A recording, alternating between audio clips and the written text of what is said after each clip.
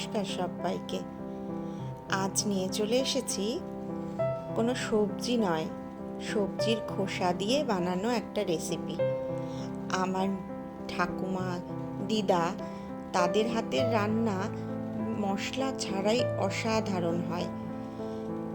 এখানে দেখতেই পেলেন আমি নিয়ে নিয়েছি লাউয়ের খোসা।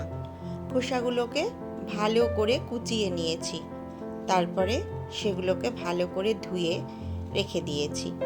এবার কড়াইতে সর্ষের তেল গরম করে কালো জিরে আর শুকনো লঙ্কা ফোড়ন দিয়ে দিয়েছি। এবার তার সাথে আমি কিছু আলুও কুচো করে নিয়েছি।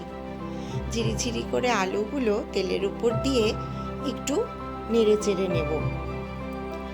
আলুগুলো অল্প নরম হতে না হতেই দিয়ে দিতে হবে লাউয়ের খোসাগুলো। লাউয়ের খোসা খুব ভালো লাগে খেতে। এই রেসিপিটাকে লাউয়ের খোসার ভাজা বলা যায় বা লাউয়ের খোসার ছেচকিও বলা যায়। আমি এখানে সম্পূর্ণ নিরামিষভাবে করছি। আন্দাজ মতন দিয়ে দিয়েছি নুন আর হলুদ, আর কিছু কাঁচা লঙ্কা চিড়ে দিয়েছি। এবার এটাকে গ্যাসটা লো ফ্লেম করে দিয়ে ঢাকা দিয়ে এটাকে নাড়তে হবে। খুব বেশি তেল দেওয়া যাবে না, আবার একদম অল্প তেল দিলেও কিন্তু হবে না। মিডিয়াম করে দেখে বুঝে দিতে হবে। এবার ভালোভাবে নাড়াচাড়া করে আমি এই ভাজাটায় সামান্য মিষ্টি দিয়েছি।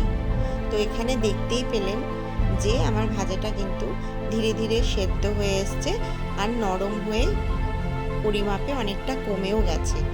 এবার আমি নামানোর আগে ওপর থেকে ছড়িয়ে দিলাম পোস্ত দানা। এর মধ্যে তিলও দেওয়া যায়, আমি আজকে পোস্ত দিয়ে ভেজেছি।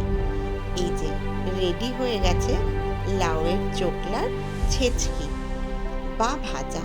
কেমন লাগলো অবশ্যই জানাবেন।